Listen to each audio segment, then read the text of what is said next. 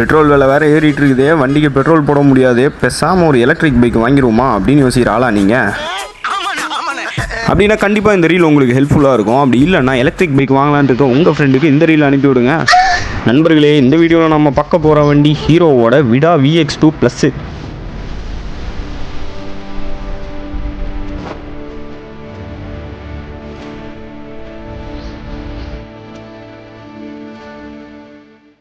பில்டப்லாம் போதும், கதைக்குள்ளே வருவோமா?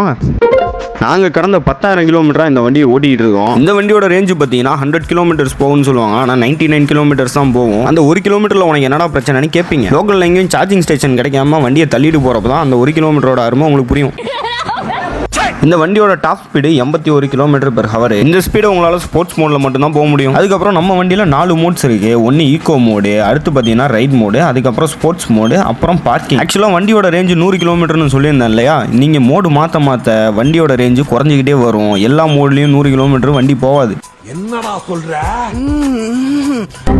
அதாவது இன்னும் தெளிவாக சொல்லணும்னா, ஈகோ மோடில் போட்டு வண்டி ஓட்டினீங்கன்னா 99 கிலோமீட்டர்ஸ் நீங்கள் நான் ஸ்டாப்பாக போகலாம். அப்படியே ரைட் மோடு வந்தீங்கன்னா வண்டி ஸ்பீட் ஆயிரும், ரேஞ்சு கம்மியாயிரும். அதுவே ஸ்போர்ட்ஸ் மோடு போனீங்கன்னா இன்னும் ஸ்பீடு அதிகமாகவும் ரேஞ்சு இன்னும் கம்மியாயிரும். அதனால் இந்த மாதிரி எலக்ட்ரிக் ஸ்கூட்டிலாம் யாருக்கு செட் ஆகும்னு பார்த்தீங்கன்னா, சிட்டிக்குள்ளேயே வேலை செய்கிறவங்களுக்கு கண்டிப்பாக இந்த வண்டி நல்லாயிருக்கும். என்ன மாதிரி அவுட்டரில் வாழ்ந்துட்டு சிட்டிக்குள்ளே போய் வேலை பார்க்குறீங்க அப்படின்னா மறக்காமல் வண்டி சார்ஜரில் டிக்கிலே போட்டு எடுத்துகிட்டு போயிருங்க. டிக்கின்னு சொன்னது தான் இந்த வண்டியோட ஸ்டோரேஜ் பற்றி எனக்கு ஞாபகம் வந்துச்சு. இந்த வண்டியோட டிக்கி ஸ்டோரேஜ் ஸ்பேஸ் பார்த்தீங்கன்னா 26 லிட்டர் கெப்பாசிட்டிங்க. இந்த வண்டி எடுத்துகிட்டு சந்தைக்கு ஏதாவது போறீங்க அப்படின்னா மார்க்கெட்டில் இருக்கிற மொத்த காய்கறியும் கொத்தா தூக்கி டிக்கில போட்டு எடுத்துட்டு வந்துடலாம். நீங்களே பாருங்க, ஆல்ரெடி ஒரு ஹெல்மெட் வச்சிருந்தோம், என் உள்ளங்கை போகிற அளவுக்கு ஒரு ஸ்பேஸ் இருக்கு. அது மட்டும் இல்லாமல் ஒரு டூல்ஸ் கிட்டையும் நாங்கள் டிக்கில வச்சிருக்கோம். அது எல்லாம் வச்சுமே இவ்வளோ இடம் இருக்கு.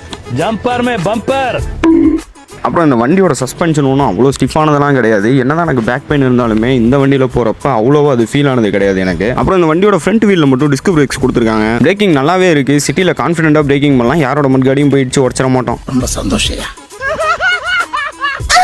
ஃபைனலாக இந்த வண்டியோட சீட்டிங் கம்ஃபர்ட், சீட்டு நல்லாவே இருக்குன்னு தான் சொல்லலாம். ஒரு ஊரே ஒன்று கூடி ஊர்வலம் போனாலும் இன்னொரு ஆளுக்கு இடம் இருக்கும், அந்த அளவுக்கு பெரிய சீட்டு. இந்த வண்டியில் 3 பேர் உட்காந்து போனாலும் நல்லா தாராளமாக உட்காந்துட்டு போக முடியும். ஸோ நாங்கள் யூஸ் பண்ணதில் இந்த வண்டியில் இது வரைக்கும் எந்த பிரச்சனையுமே வந்ததே கிடையாது. ஒரே ஒரு ஜென்ரல் சர்வீஸ் தான் பண்ணிடுவோம். அந்த கதையை நான் இன்னொரு வீடியோவில் சொல்கிறேன். இந்த வண்டி மேலே வேறு ஏதாவது டவுட்ஸ் இருந்தால் எனக்கு DM பண்ணுங்க, நான் கண்டிப்பாக ரிப்ளை பண்ணுவேன். அடுத்த வீடியோவில் பார்க்கலாம். பட்டா.